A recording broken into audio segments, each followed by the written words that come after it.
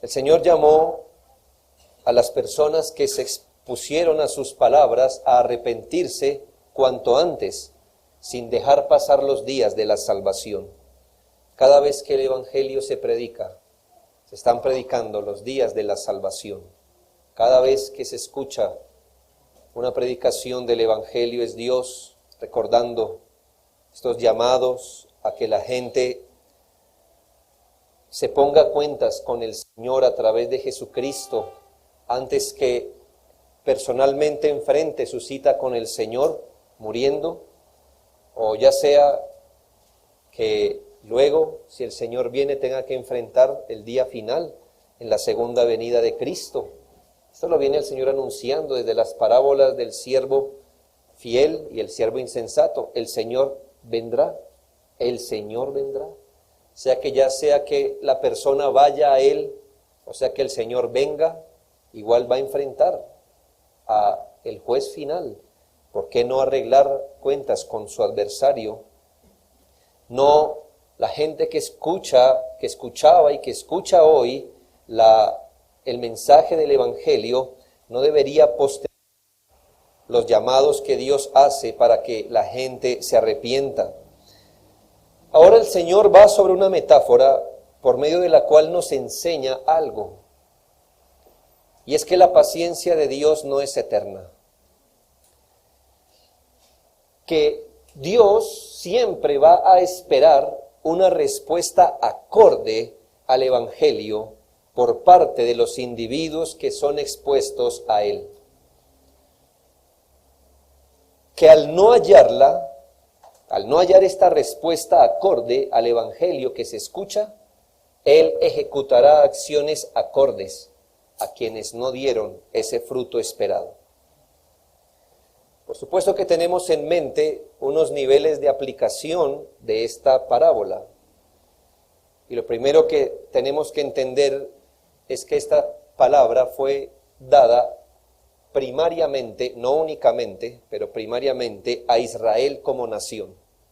No le voy a hablar, hermanos, este será mi primer punto, cómo esta palabra se enfocó a Israel como nación.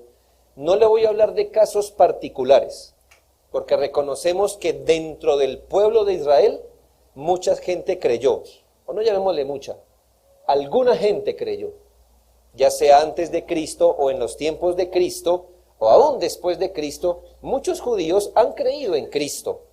Pero le hablo de Israel como nación, como una nación en general. Esta exhortación va primeramente dirigida a aquellos que en ese tiempo, particularmente del pueblo de Israel, vivieron para ver los días del Mesías prometido. Para ver el día de su salvación, días que dejaron pasar sin haberse arrepentido para con Dios y creer en el Señor Jesucristo. Cuando el Señor habló de una higuera que plantó, estaba obviamente hablando del pueblo de Israel. Y eso de acercarse a la higuera para ver su fruto significa que el Señor desde mucho tiempo esperó de Israel como nación que esta nación se volviera al Señor de todo su corazón. ¿Cuánto tiempo lidió Dios con el pueblo de Israel? Hermanos, desde su conformación, muchos siglos, hasta el tiempo del Mesías. Los trató como un pueblo de Dios, le llamamos el pueblo típico de Dios, típico en el sentido que el pueblo de Israel es un tipo de lo que sería el pueblo verdadero de Dios, que es la iglesia, pero en su momento ese era el pueblo con el que Dios trataba. Esa era la higuera que el Señor trató. En Isaías capítulo 5, el Señor nos deja ver cómo estos días fueron profetizados y esta queja que el Señor hace a Israel como nación, por supuesto. Isaías 5, versículos 1 al 7 dice: ahora cantaré por mi amado el cantar de mi amado a su viña. Tenía mi amado una viña en una ladera fértil. La había cercado y despedregado y plantado de vides escogidas. Había edificado en medio de ella una torre y hecho también en ella un lagar, y esperaba que diese uvas, y dio uvas silvestres, en otras palabras, uvas pequeñas, agrias, que no sirven para hacer el vino o para comer con agrado. Ahora pues, dice Dios, vecinos de Jerusalén y varones de Judá, juzgad ahora entre mí y mi viña. ¿Qué más se podía hacer a mi viña que yo no haya hecho en ella? ¿Cómo, esperando yo que diese uvas, ha dado uvas silvestres? Os mostraré pues ahora lo que haré yo a mi viña. Le quitaré su vallado y será consumida. Aportillaré su cerca, quitará su cerca, y será hollada, será pisoteada. Haré que quede desierta, no será podada ni cavada, y crecerán el cardo y los espinos, y aún las nubes mandaré que no derramen lluvia sobre ella.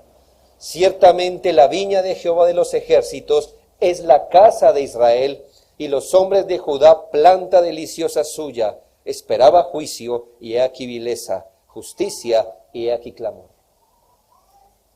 El Señor ya tenía en perspectiva al pueblo de Israel, y esa denuncia: ¿qué me ha faltado hacer con el pueblo de Israel? ¿Qué le faltó hacer? Todo lo hizo. Los liberó, los sustentó, los cuidó, los protegió, les dio profetas, los guió, les dio el culto, les dio su palabra, les hizo milagros, hizo todas las cosas para el pueblo de Israel. Y he aquí que el Señor halló de Israel como nación. No casos particulares, como Daniel, Abraham, esas cosas. No, como nación. ¿Qué halló Dios como nación?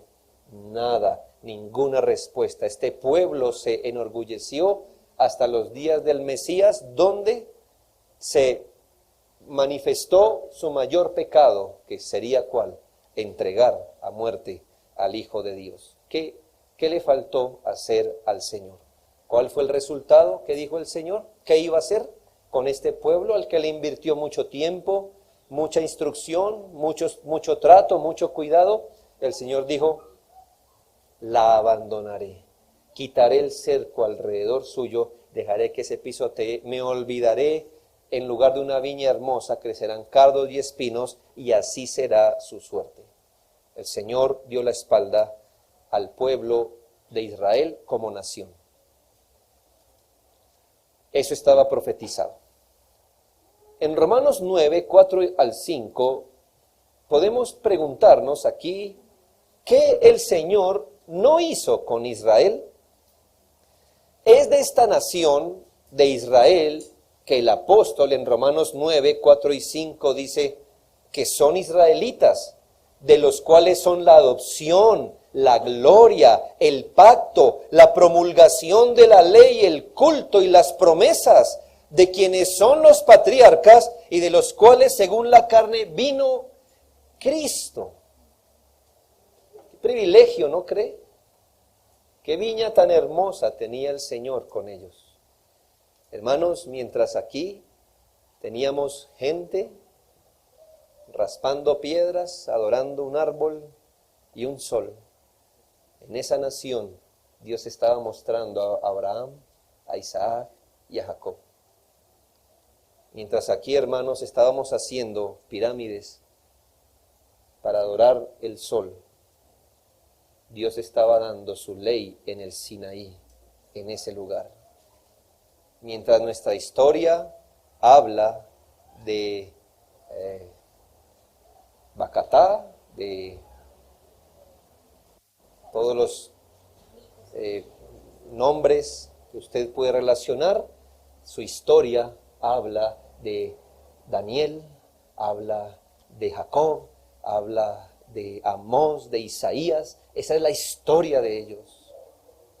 Y hermano, y lo mejor que hemos producido nosotros, quizás sea Lucho Herrera, no sé, pero de allá, hermanos, de su sangre, de sus entrañas, vino el Cristo, del linaje de David. Ese lugar, hermano, que usted puede ver allá, No sé en la cordillera de los montes del Sinaí, usted puede decir, no sé en cuál de estas, pero en una de estas mi Señor vino y entregó su ley. En esas aguas del Jordán, hermanos, corrió en verdad el agua que beberían muchos. Milagros se hicieron allí. Eso ocurrió allí, hermanos. A este pueblo se le dio su palabra. Hombres de esa tierra vieron la gloria del Señor, vieron visiones. Fue la suerte de este pueblo. Ellos lo sabían. Dios dijo, ustedes me son un pueblo especial. Yo con ninguna otra nación he hecho esto. Pero se enorgullecieron con sus privilegios. No se arrepintieron. Asimismo en Romanos 2, 17 al 24, el apóstol con dolor en su corazón les enumera algunas de sus bendiciones y mire lo que han hecho. He aquí, Romanos 2, 17, tú tienes por sobrenombre de judío y te apoyas en la ley y te glorías en Dios y conoces su voluntad e instruido por la ley apruebas lo mejor y confías en que eres guía de los ciegos, luz de los que están en tinieblas, instructor de los indoctos, maestro de niños, que tienes en la ley la forma del conocimiento y de la verdad. Tú pues, judío, que enseñas o que has enseñado a otros, ¿no te enseñas a ti mismo? Tú que predicas que no se ha de hurtar, hurtas. Tú que dices que no se ha de adulterar, adulteras. Tú que abominas de los ídolos, cometes sacrilegio. Tú que te jactas de la ley, con infracción de la ley deshonras a Dios, porque como está escrito, el nombre de Dios es blasfemado entre los gentiles por causa de vosotros, uvas agrias. ¿Para qué el Señor plantó su viña? Para que todos pudieran comer y beber y conocer al Dios verdadero a través de ese pueblo. ¿Y qué pasó? Todo al revés. El pueblo que se supone iba a proclamar las virtudes de Dios resultó siendo motivo de blasfemia. Por causa de los judíos, los gentiles blasfemaban al Señor. De lo que concluimos que expuestos a tantas bendiciones, a tantas enseñanzas, exhortaciones continuas de la palabra de Dios, tantos tratos divinos, dándoseles tantos privilegios, extendiéndoseles una paciencia enorme, se esperaba que dieran fruto acorde, es decir, que hubiera un resultado consecuente, que hubiera conocimiento de Dios que produjera ¿qué? Arrepentimiento, fe, santidad, temor de Dios, servicio abnegado, alabanza humilde, temor reverente, obediencia sostenida, pero el Señor no halló nada en ese pueblo bendecido. Lo que dijo Isaías, ¿lo recuerda? Haré que esta viña quede desierta, no será podada ni cavada, es decir, no haré más con ella, no crecerá, y crecerá más bien el cardo y los espinos. ¿A qué le recuerda cardo y espinos? A la maldición de Dios en Génesis. Los dejaré expuestos a la maldición del pecado. Y aún las nubes mandaré que no derramen lluvia sobre ella. La última oportunidad la tuvieron en los días de Cristo, la última, como nación, la última. ¿Y qué hizo el pueblo de Israel? Dejó pasar su día de su visitación. Lucas 13, 34 y 35 lo dice claramente para que usted no tenga, y lo digo hermanos pensando en varias cosas, no es mi tema, pero muchos todavía piensan que hoy día el pueblo de Israel es el pueblo de Dios. No, hermanos, era. Sirvió como tipo del pueblo de Dios. Pero hoy, y a partir de Cristo, Dios no le debe nada a nadie como nación. Lucas 13, 34, Jerusalén, Jerusalén, que matas a los profetas, que apedreas a los que te son enviados. ¿Cuántas veces quise juntar a tus hijos como la gallina a sus polluelos debajo de sus alas y no quisiste? Ahí no termina, mire la sentencia final. el viñador, el labrador, el dueño de la viña. He aquí, vuestra casa os es dejada desierta, y os digo que no me veréis hasta que llegue el tiempo en que digáis, bendito el que viene en nombre del Señor. Es decir, nunca más me volverán a ver, pero nos vemos el día del juicio. Me voy de aquí, pero allá nos vemos. Hermanos, es terrible. La última oportunidad la tuvieron y dejaron pasar su día, rechazaron las oportunidades, desafiaron la paciencia de Dios, y el Señor los abandona hasta la próxima vez que los vuelva a ver, ya sea que digan bendito el que viene en el nombre del Señor por haber creído, dándole la razón a Cristo, o sea que digan estas mismas palabras en su condenación. Y esto me lleva a hacer una puntualización acerca de la paciencia de Dios. Dije, hermanos, que la paciencia del Señor no es eterna. De hecho, la paciencia de Dios es definida como la bondad divina al retener por un periodo de tiempo el castigo de los que pecan. La paciencia es esa bondad divina al retener por un periodo de tiempo el castigo de los que pecan. Si la paciencia de Dios fuera eterna, dejaría de ser paciencia y nos mostraría tal o cual cosa la posición moral que Dios tiene sobre algo. Es decir, que si Dios no interviene, ni intervendrá nunca modificando tal cosa, eso significa que ese asunto es de su complacencia. Pero hermanos, la paciencia es solo un retener por un periodo de tiempo el castigo de los que pecan. Que nadie confunda paciencia con complacencia. La gente piensa que Dios está complaciendo, pero Dios está reteniendo por un periodo de tiempo su castigo. La paciencia es ese aspecto de la bondad y amor de Dios, en virtud del cual soporta al obstinado y malvado, a pesar que persiste en su desobediencia. Lo que ocurre, hermanos, es que nadie sabe cuándo Dios va a dejar de retener el castigo. Usted no puede pensar que piensa como Dios. Ese pueblo de Israel llenó la medida de su pecado, pero ellos no lo entendieron así. No lo entendieron así.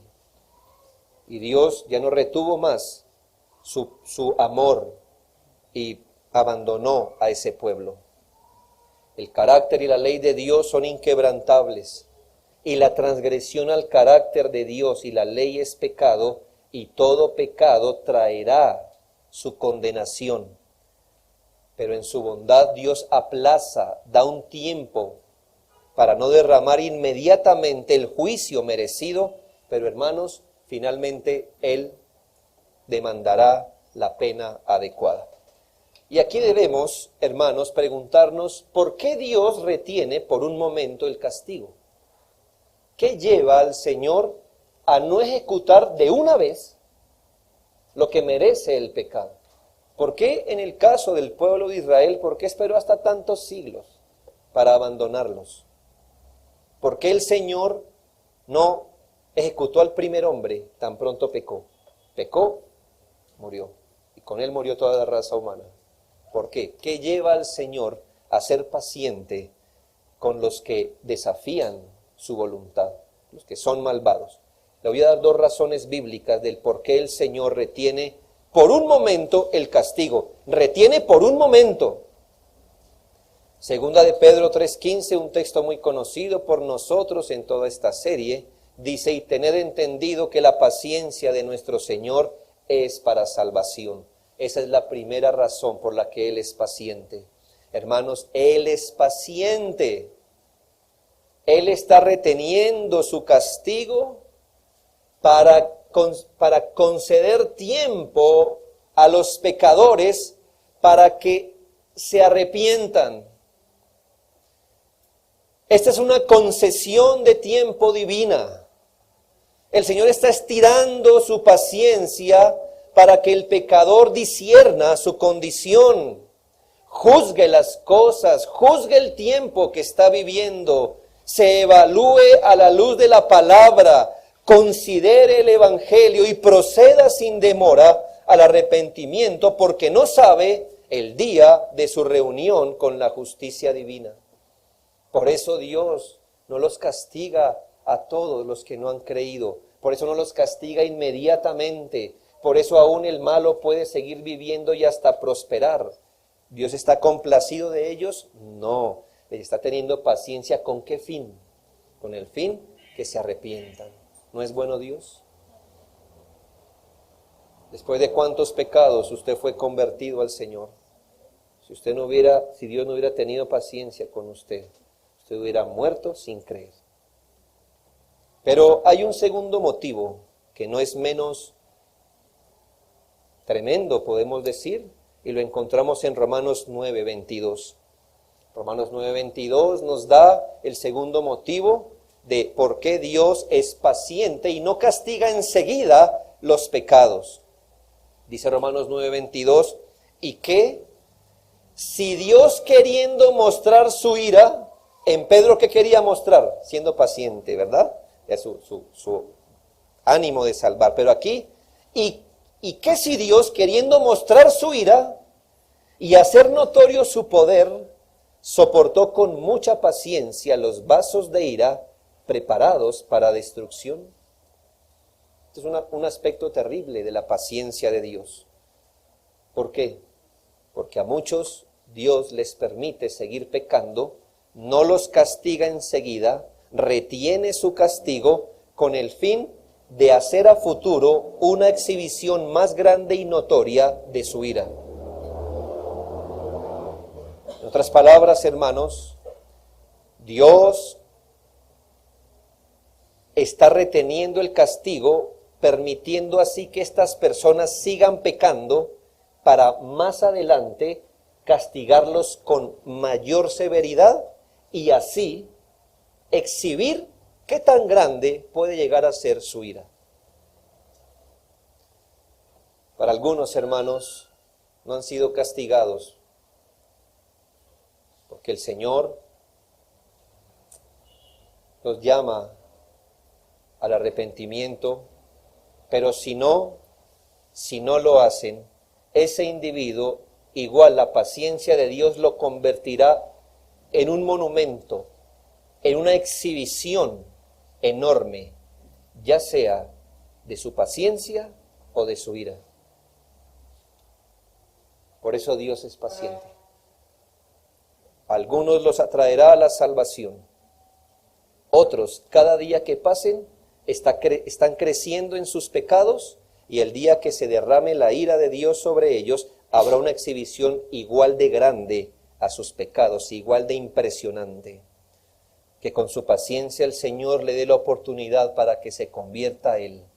De otra manera, le está soportando, dice la Biblia en Romanos, lo soporta, para hacerlo a futuro una exhibición de su ira. Así que, hermanos y amigos, todos los aquí presentes seremos monumentos o una exhibición enorme, o de gracia y misericordia, o de su ira y juicio eternos. Usted está destinado a ser un monumento, una exhibición, una expresión enorme, enorme, de gracia o de ira. Pero usted le dará gloria a Dios en cualquiera de las dos. Solo en uno haya usted su beneficio, en otro su condenación, pero ambas cosas le darán gloria a Dios. Él exhibirá su gracia en unos y su ira en otros, igual de grande. Cada pecador salvado por gracia será una exhibición enorme de lo que Dios puede hacer para salvar. Y en los demás será una exhibición enorme de lo que Dios hace para condenar, para retribuir en el pecado. Pero usted no pasará inadvertido en la eternidad. Usted será una exhibición de lo uno o de lo otro. Así que la paciencia divina persigue uno de estos dos con usted. No asuma tanto. No diga, otro día más de vida, Dios no me ha castigado. Dios todavía me tiene paciencia. Sí, eso es verdad, pero ¿para qué le está teniendo paciencia? ¿Por qué asume que es para mostrarle gracia? Por qué no pensar que usted es un vaso de ira creado para manifestar ira?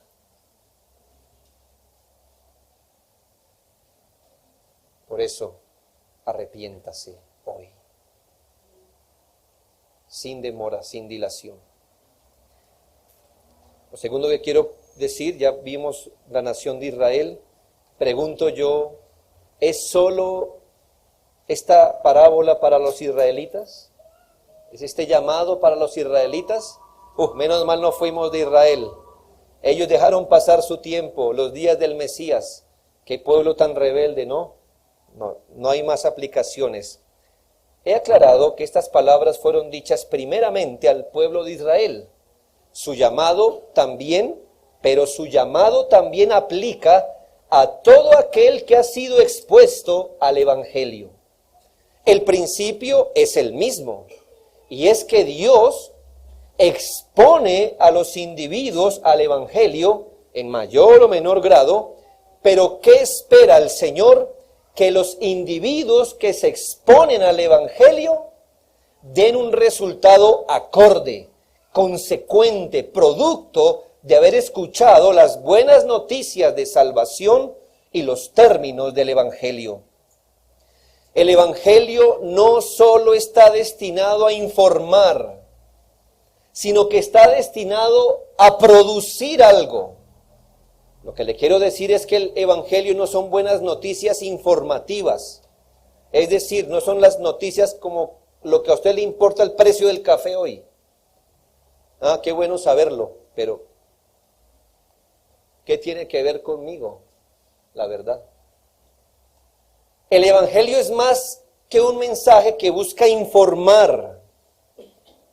El Evangelio son buenas noticias para salvación por la fe en Cristo.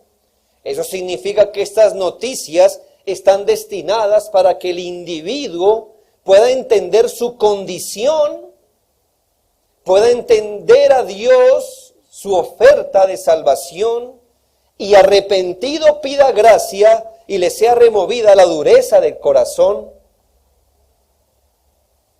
para que sea salvo. El Evangelio está destinado, hermanos, para que, aplicado por el Señor, produzca tristeza por el pecado, muestre el camino de salvación, conduzca a la gente al único Salvador, a la única manera de ser reconciliados con Dios. El Evangelio son las noticias que están destinadas no solo a informar que el hombre está bajo la ira de Dios, sino a mostrarle cómo quitarse debajo de la ira de Dios por la gracia divina. El Evangelio no está solo puesto para decirnos del fin eterno, sino para enseñarle cómo escapar de la ira de Dios, aceptando con fe y humildad el mensaje del Evangelio. Pero ¿qué hace el hombre generalmente? Generalmente, ¿qué es lo que usted ve en general? ¿Qué hace el hombre pese a escuchar el mensaje del Evangelio? Pese a los tratos de Dios. Hermano, yo conozco mucha gente que es conmovida cuando se predica el Evangelio. Le puedo decir con toda seguridad que he visto más lágrimas que convertidos. Eso es lo que le quiero decir. Gente sale impactada. Qué buen mensaje. Su mensaje me dejó impactado, pero luego viven para hacer su voluntad. Estoy diciendo que las lágrimas sean todas hipócritas. Estoy diciendo que no es tan sencillo como eso. El Señor llama a las personas a través del Evangelio, y usted que ve que en general hace la gente hace exactamente lo mismo. Rechaza el mensaje del Evangelio, no le da importancia. Ellos están asumiendo que Dios está agradado o no tan bravo con sus caminos. Ellos asumen una oportunidad, intuyen que Dios les dará oportunidades de arrepentimiento. Ellos han malinterpretado la paciencia de Dios, no ven con urgencia. Quizás ya espiritualmente, por decirlo de alguna forma, ya se ha decretado sobre ellos, este es el último año. No es el año, ¿me entiendes? Es una metáfora. No es que Dios nos dé oportunidades cada año, hermano. Es una metáfora lo que le estoy diciendo. Puede ser que el Señor ya haya decretado el fin para muchos de ustedes aquí.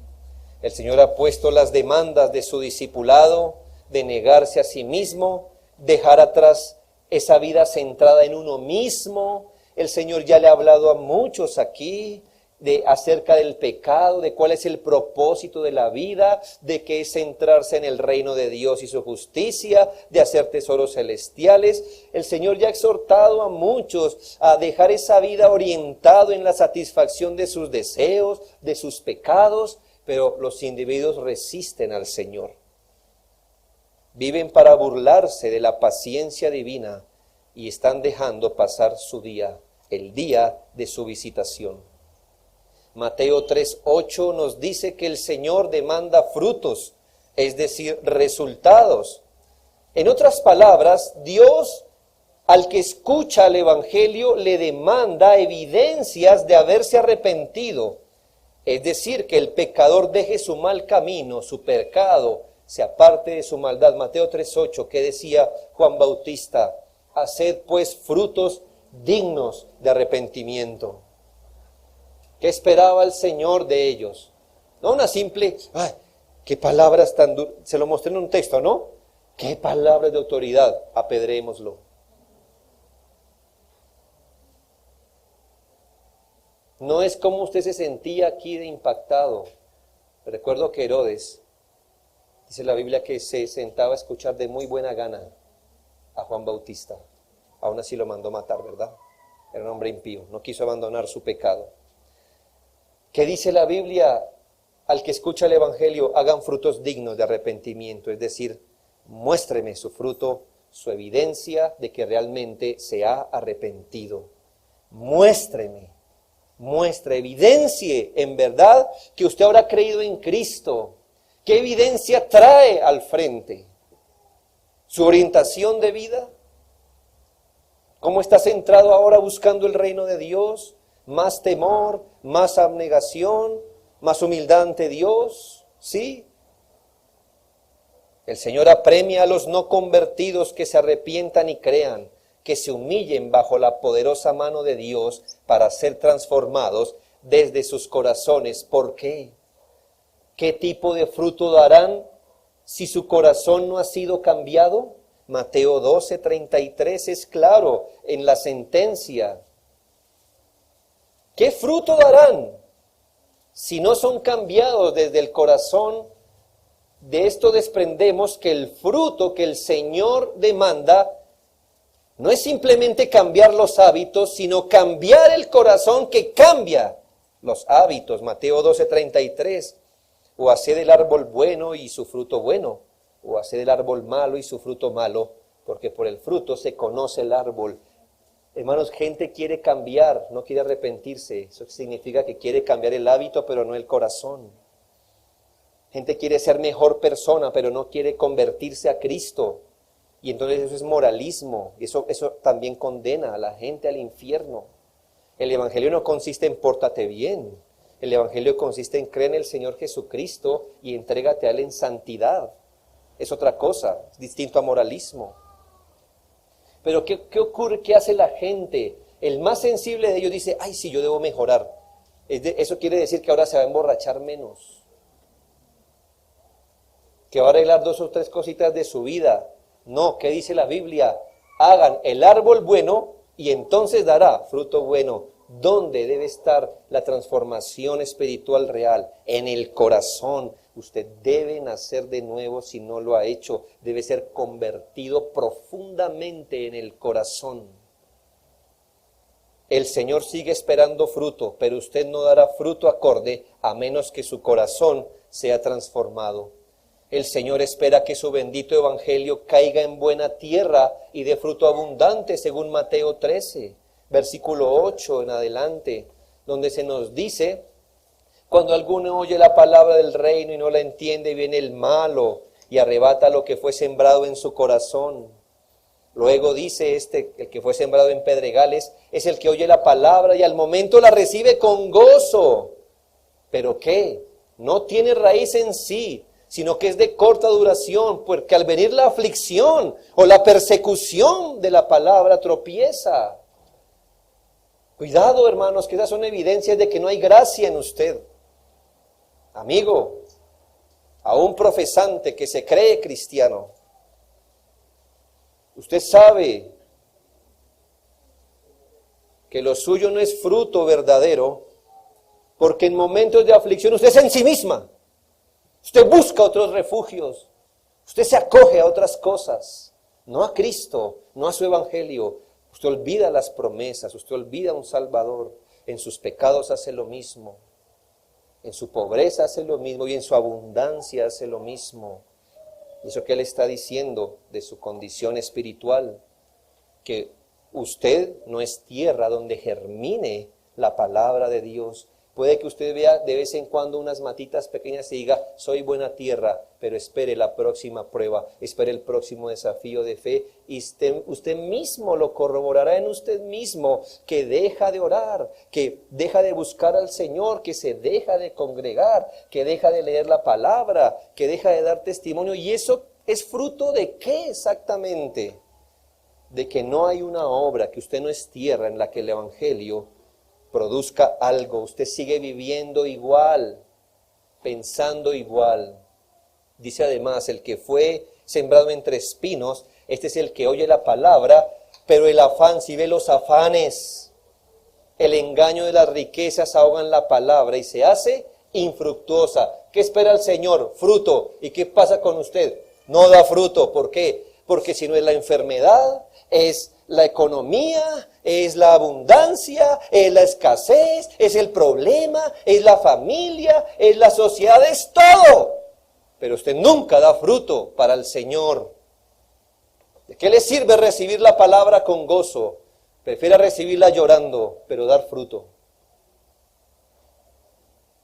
Que recibirla con gozo para la próxima vez que le salga el buen trabajo o que le salgan las cosas, o que no le salgan, que se enferme o tenga mucha salud, se dé cuenta que usted es mala tierra. El Señor espera fruto, pero su corazón no lo producirá.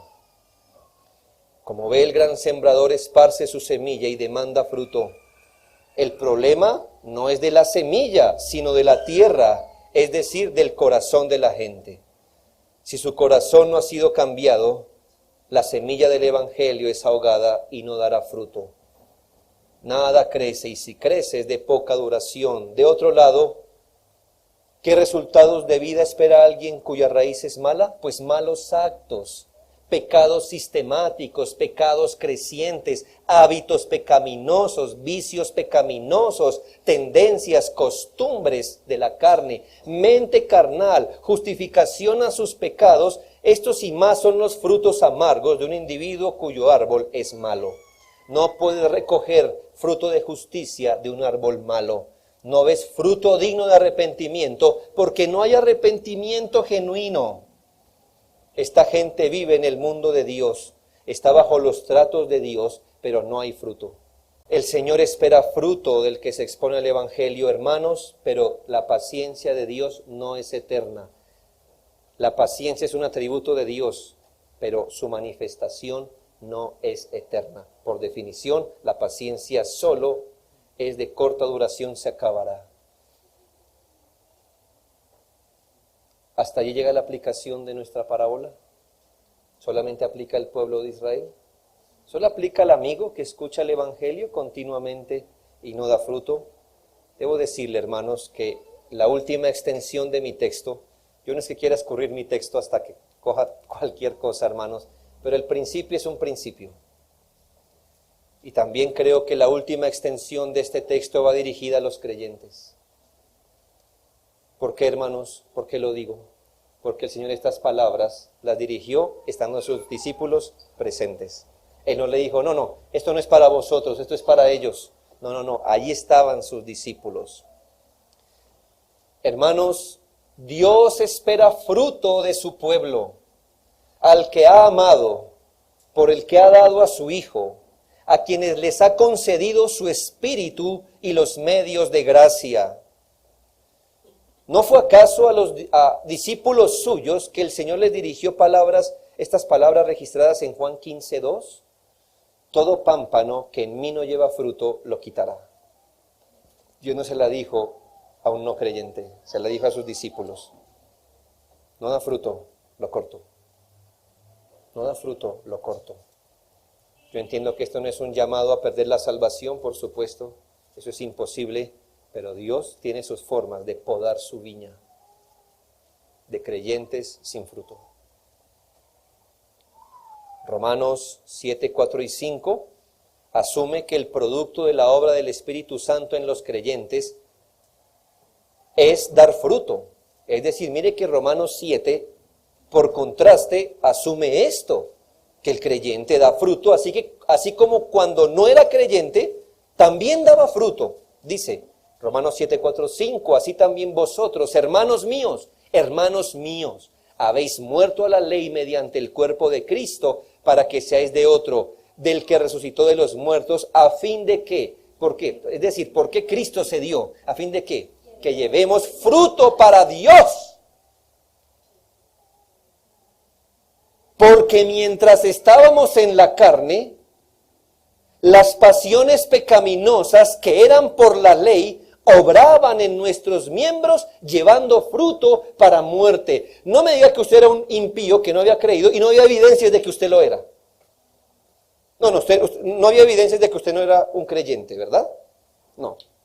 Usted vivía como, usted era un impío, un incrédulo, pero la gente le decía, ¿ve usted es impío? Era difícil ver en qué condición espiritual estaba. Lo que le quiero decir es que no, era obvio verlo vivir a usted. Por sus palabras, por sus actos, por cómo afrontaba las cosas, usted estaba dando fruto ¿de qué? Pues estaba en la carne, pues daba frutos carnales. Y ahora en Cristo, ¿qué se espera de los creyentes? Que no tengan que preguntar, ¿usted es creyente? Pues ¿no era obvio? ¿Qué no viste en mí? ¿Por qué la pregunta? La pregunta me humilla, en el buen sentido de la palabra, me cuestiona a mí mismo. ¿Cuántas veces pasa usted al lado de un manzano para concluir que este lo es?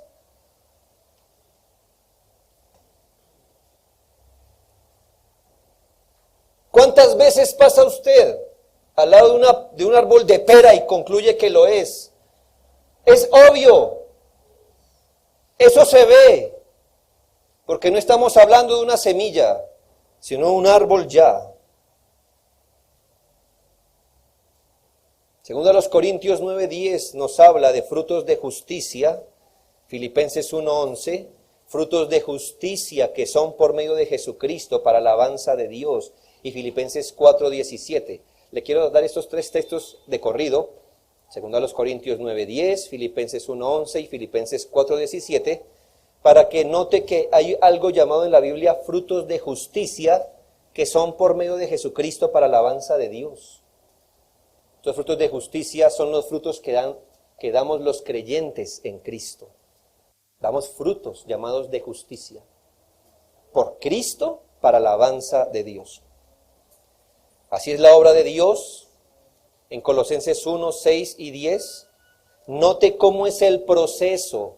Colosenses 1, 6 y 10. Note que aquí se nos muestra el proceso de por qué es que los creyentes resultamos dando fruto.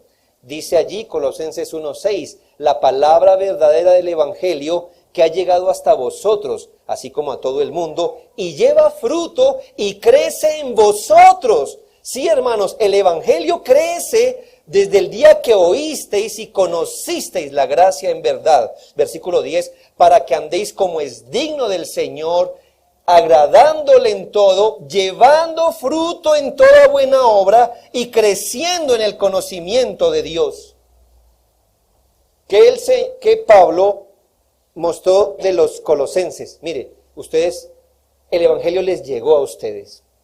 ¿Y qué hizo el Evangelio en ustedes? Desde el día que oyeron, el Evangelio creció y dio fruto en toda buena obra, en el conocimiento del Señor. El Evangelio produce, hermanos. El Evangelio nunca se queda sin fruto. cuando ha llegado en el poder de Dios, y Dios ha acompañado esa obra con una obra en el corazón, yo no digo va a dar fruto, sino que lo da. Lo da. El Evangelio da fruto acorde. Y es lógico, hermanos, Dios no va a esperar resultados acordes con tanta misericordia derramada sobre su pueblo. Después de tantos tratos con su pueblo, exhortaciones, instrucciones, guías, reprensiones, advertencias y hasta disciplinas. ¿No vemos en todo esto la mano del labrador removiendo la tierra alrededor, abonando para producir fruto acorde a las enseñanzas de su palabra? Considere esto. Un creyente promedio de nuestra iglesia habrá estado anualmente expuesto a alrededor de 150 sermones al año. Si es uno de los que yo denomino dominguero mañanero, de los que solo se bastan con venir en la mañana, habrá sido usted expuesto más de 100 veces a la palabra de Dios. En caso que usted solo venga a una exposición, habrá estado usted expuesto al menos 50 veces al Evangelio. A veces usted entrega un diploma por menos horas en centros de capacitación. ¿Qué ha hecho el Evangelio en usted? ¿Qué ha hecho? ¿Qué ha hecho? No estoy contando la palabra leída fuera en los cultos, no explicada sino leída. No estoy contando los folletos que usted leyó, los libros que leyó, la emisora cristiana que escuchó, los sermones o enseñanzas de otros. No meto aquí las instrucciones personales, los consejos, las conversaciones espirituales que usted ha tenido con los hermanos. ¿Y piensa que Dios no va a estirar la mano esperando fruto de usted? Dios ha hecho esto para no recibir nada de gloria en la vida de sus hijos, fruto de Cristo para gloria de Dios. ¿Ha dado usted fruto de justicia, de santidad, de devoción, de servicio, de adoración, de obediencia? ¿Qué han logrado los tratos del Señor sobre su vida? Sí, esas providencias que usted ha vivido, ¿qué le ha servido? ¿Qué ha producido exactamente en usted? ¿Ha progresado en conformidad al carácter de Cristo? ¿Se ha apegado más a su palabra? ¿Su vida se empieza a alinear más a la palabra? ¿Tiene usted más sabiduría, más devoción? ¿Es usted más escrupuloso en santidad? ¿Es usted más esforzado y abnegado? ¿Tiene más tristeza por el pecado? ¿Tiene más contentamiento y humildad? ¿Cuál es su fruto de todo el trato que Dios le ha dado? Finalmente, la parábola del Señor llama la atención a dos asuntos. Con esto termino. Dos asuntos que quiero remarcar como conclusión. El primero de ellos se encuentra en el versículo 7, Lucas 13:7. Voy a extraer este primer principio de conclusión del versículo 7. Y dijo al viñador: he aquí hace 3 años que vengo a buscar fruto en esta higuera y no lo hallo. Córtala. ¿Para qué inutiliza también la tierra? Este asunto es de mucha importancia, hermanos y amigos, porque según este texto, el árbol que no da fruto o otro problema con el árbol que no da fruto es que inutiliza la tierra. Qué interesante, ¿no?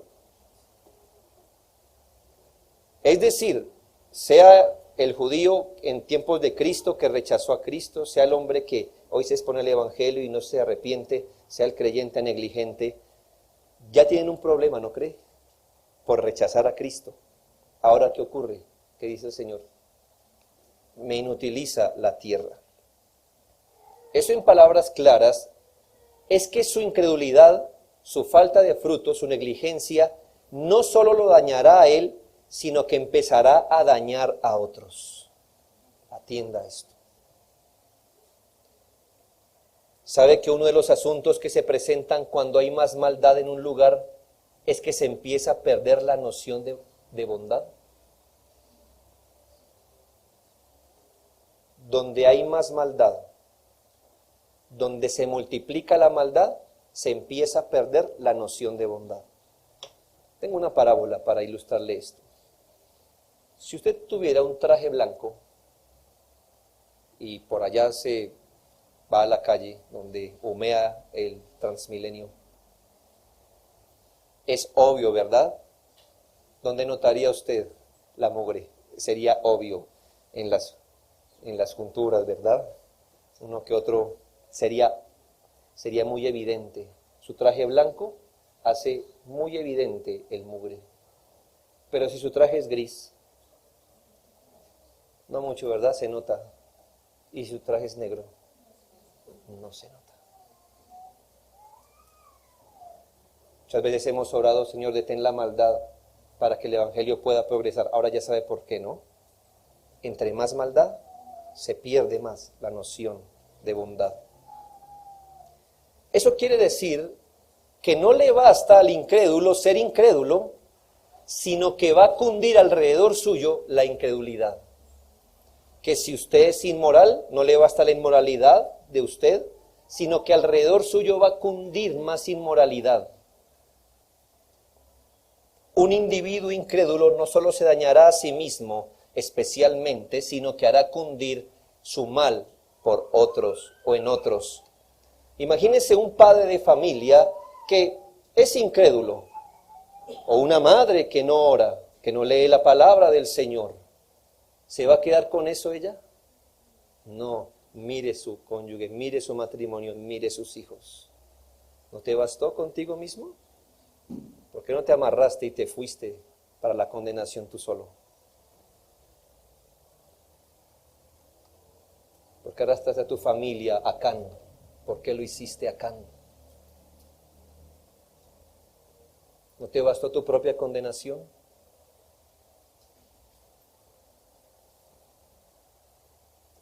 Por eso el Señor dice, córtalo.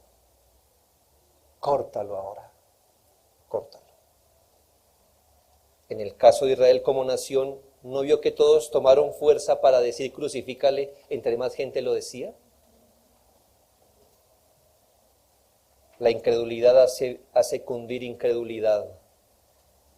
Por eso, iglesias que toleran el pecado y la ociosidad en sus miembros harán cundir eso mismo en la iglesia. Por ello el Señor dice, a este, córtelo. ¿No ve que me inutiliza la tierra? No tiene que ver si somos legalistas, si somos estrictos. Es de Dios, hermanos. Es de Dios. ¿No da fruto? ¿Es ocioso? ¿Es negligente? Córtelo, córtelo. Por eso la paciencia de Dios debe ser aprovechada para salirse de esos contextos en arrepentimiento y fe. Lo segundo, versículo 8. Él entonces respondiendo le dijo, Señor, déjala todavía este año, hasta que yo cabe alrededor de ella y la abone, y si diere fruto bien, y si no la cortarás después. No tome a la ligera esta expresión.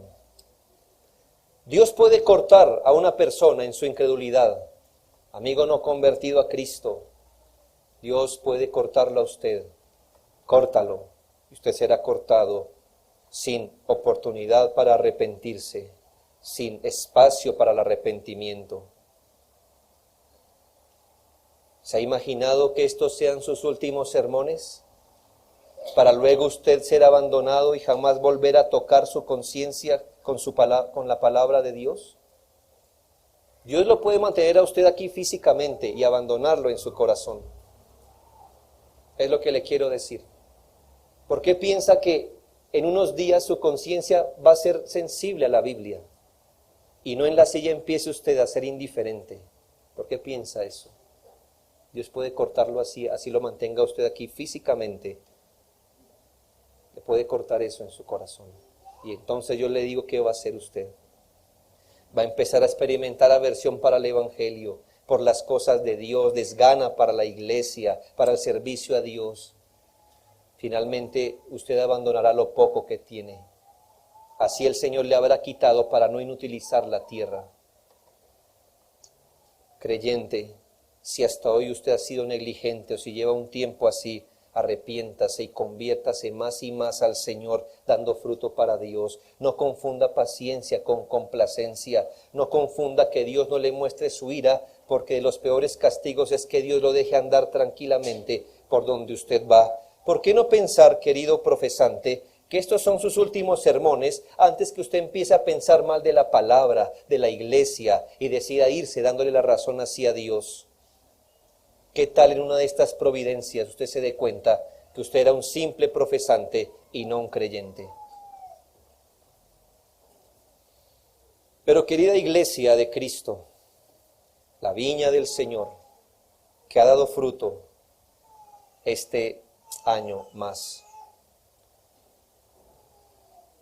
Me dirijo a usted que a pesar de los climas adversos, usted ha sido sostenido en la gracia y siguió dando fruto este año. Me dirijo a usted que ha crecido en el conocimiento espiritual de Dios, en devoción. A usted que ha perseverado en la fe de Jesucristo y se ha conformado al carácter suyo.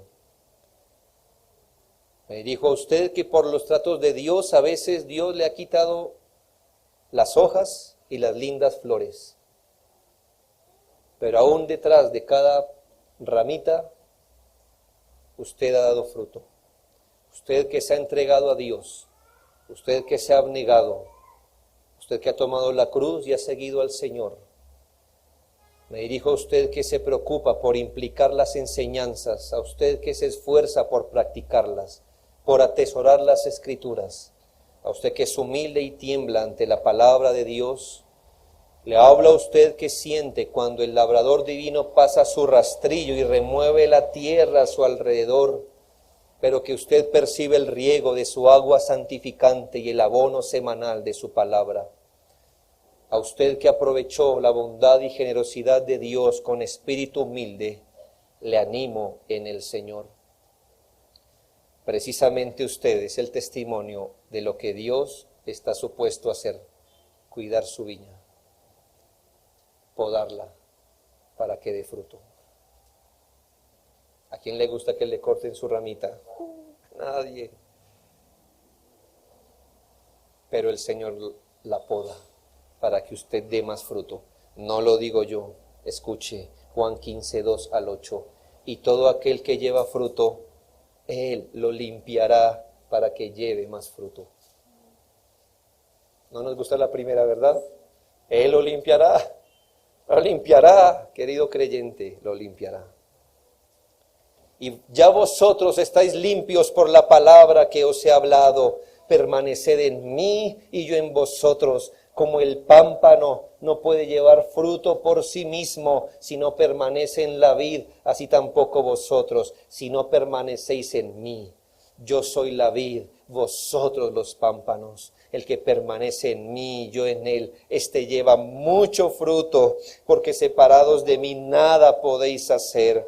El que en mí no permanece será echado fuera como pámpano y se secará, y lo recogen y lo echan en el fuego y arden.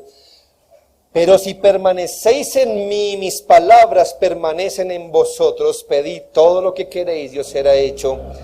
Y escuche esto, en esto es glorificado mi Padre, en que llevéis mucho fruto y seáis así mis discípulos. Si este versículo lo representa, dele gloria a Dios, porque esto solo fue posible por su unión con Cristo, por la fe en Él. Oremos.